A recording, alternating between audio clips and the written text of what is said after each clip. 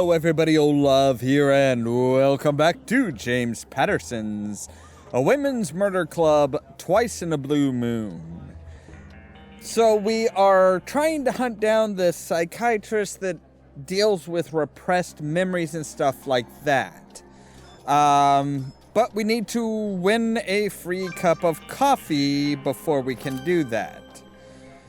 As is pretty much par for the course in this in this cafe.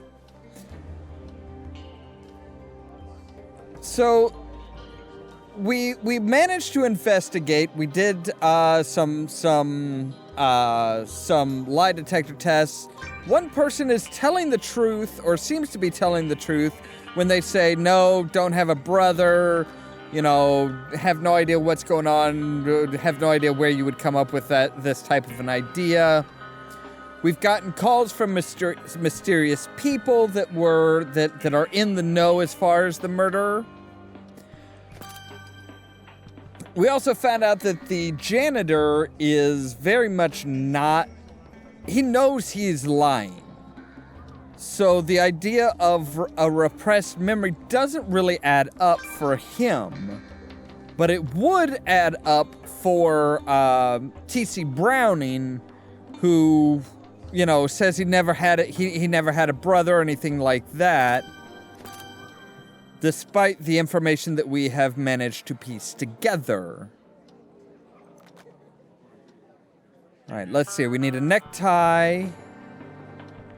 Headphones. Wait, isn't the necktie usually like down here?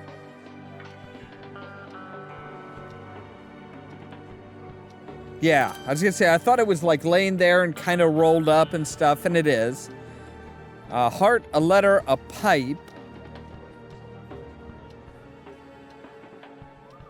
Now, are we looking for a letter like a long form, like written missive, or are we talking about just an individual letter like an I or a T or something like that?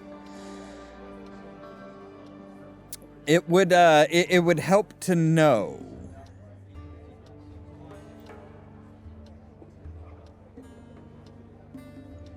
And we're still missing 2 tokens.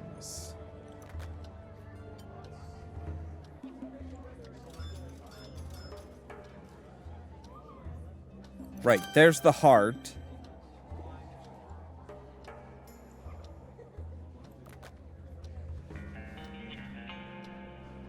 Okay, there's the letter. It's like already enveloped and stuff. So now we just need pipe, headphones, and 2 tokens. All right. There's the headphones.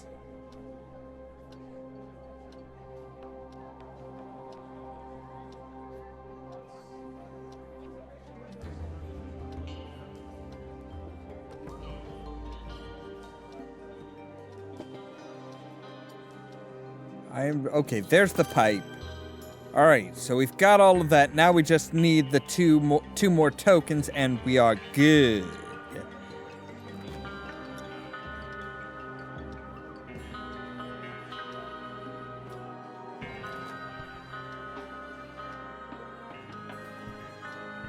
But my token-seeking abilities are pretty much null today. They're just like, yeah, I'm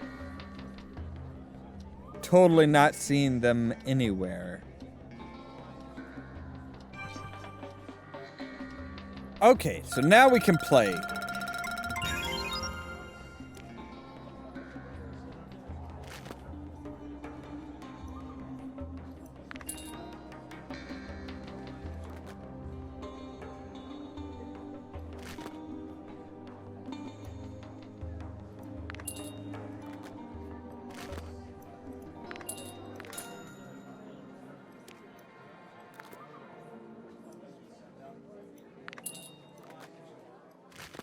Right, it's Pooch Parade again.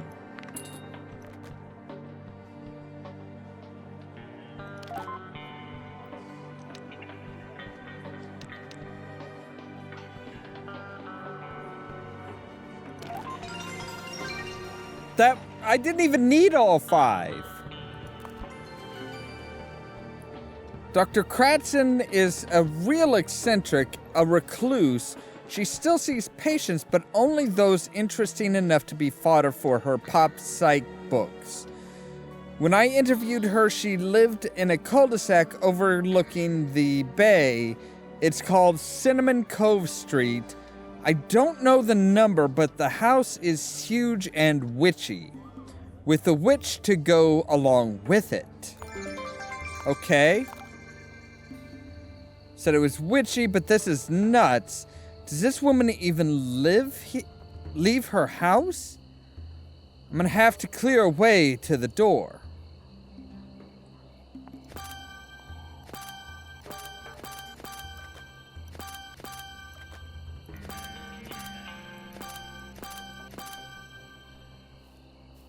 Oh, good grief, and I have to catch all the fireflies.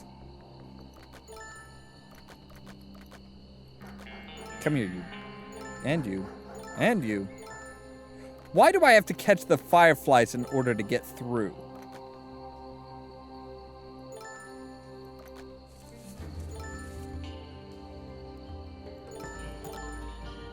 Alright, there we go. I'm sorry you wasted your time coming here, Detective. My patient relationships are strictly confidential. Dr. Kratzen, this could save someone's life. The copycat killer will strike again in under 2 hours. If you have any information that could stop him... I'm sorry, unless you have written permission from a patient, I cannot discuss their case. Do you have written permission? Well, I have this note that told me to talk to you and ask you about it. I have this. It was written by a little girl named Sally. She must be a relative of your patient, Richard. I see. Come inside. Sally, I recognize her handwriting. I guess this constitutes patient permission. Remarkable. Then tell me, who is Richard? It's a complicated question. You've heard of psychotic breaks? We've got under 2 hours, lady. Speed it up. Sometimes when a person undergoes tremendous abuse, it's so unbearable that they can't face it. Their psyche literally fractures like a broken mirror. They invent another person, or sometimes several. That way, those unbearable things can literally have happened to someone else. Are you talking about multiple personalities? I prefer the term fractured identity. Sally is one of these slivers, a tender-hearted one. She's trying to stop one that isn't so good. The one in which the very worst of those horrible memories have been shut away. Doctor, if Sally and Richard aren't real people, then who is it? Who's the killer? Meanwhile... Evening, my good man. Yeah, sure.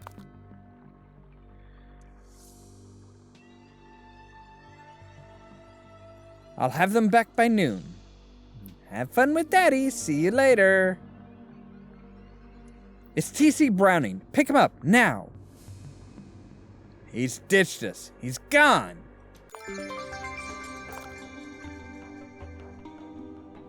Jacoby went to help Johnson and Gonzalez track down T.C., but I want to hit the library. He might have left a clue about where he'll strike tonight. Wait, didn't you guys have... No, I think the name was tied with the Boston Strangler one. This is TC's office. Maybe Richard left some trace here that could lead me to his victim. Like on the computer, maybe?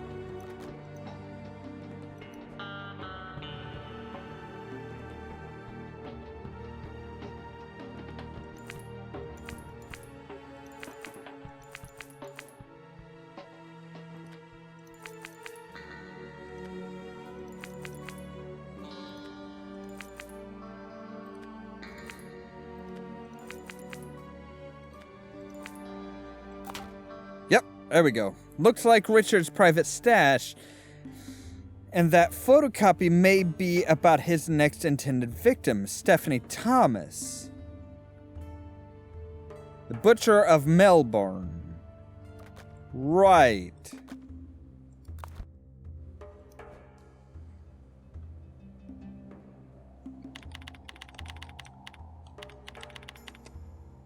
Stephanie Thomas, 223 Culver Street, apartment 5B.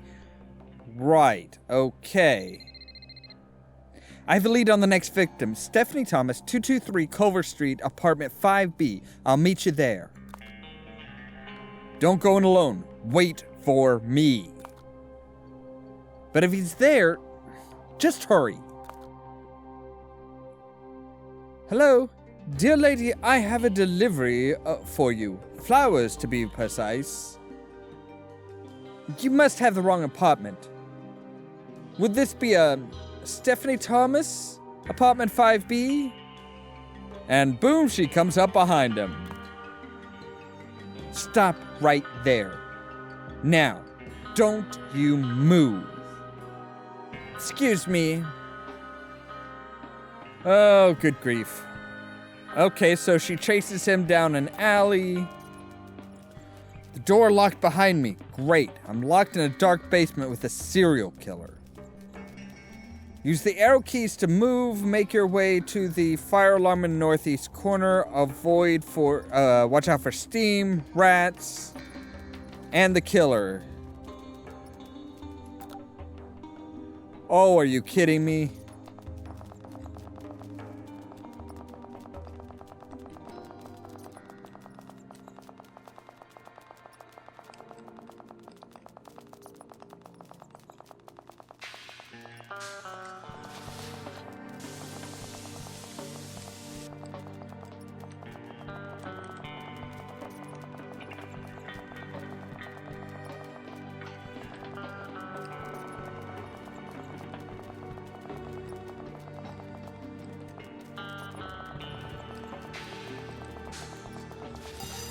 There we go. See, and he was just coming up behind us to freeze. T.C. Browning arrested. Congratulations, Lindsay. So T.C. Browning was the same Tim Browning that Jill found in that old child abuse case. Yes, but he'd invented the whole different childhood for himself, and he believed it. What happened to his real-life brother, Richard?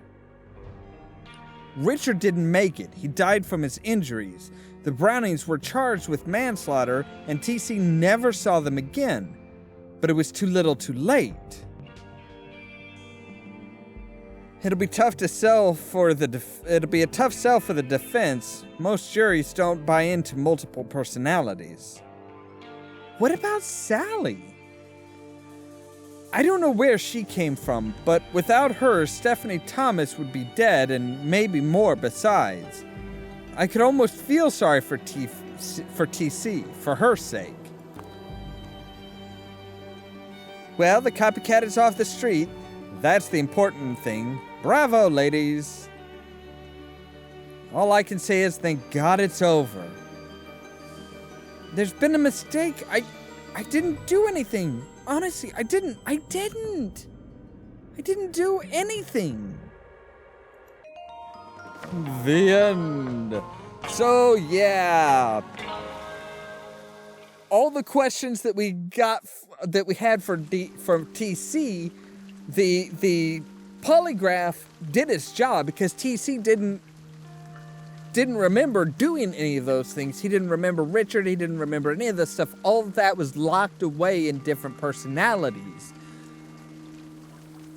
And that is the problem with polygraph, with the polygraph test, is if the person believes they're telling the truth, it's going to come out as the truth, even if it's not. TC was technically telling the truth, but he wasn't in possession of all of the facts, so couldn't actually tell the truth. That's, again, that's like I said last time, that's why polygraph tests are not admissible as as evidence. They are not. What's the term I'm looking for? They have too much wiggle room. They are not 100% accurate. Anyway, sometime later we will proceed on with the 4th in the series, which that's all of them that I have. I don't know if they've come out with more since then. I would imagine so. This seems to be a fairly popular series. As always, thank you very much for watching, and don't forget to press the subscribe button down below so that you can stay tuned for more from Ollamh Productions. If you wanna see some crazy, Cheerio! so lazy, you should meet me and my friends. The Smurfs have their own variation of the idea of zombies. There is a disease that, for them, causes them to turn purple, at least in the cartoon. Which makes it painfully obvious. All the courses that I've taken in surveillance, hostage negotiation, and criminal psychology. And all I had to do is just drive around the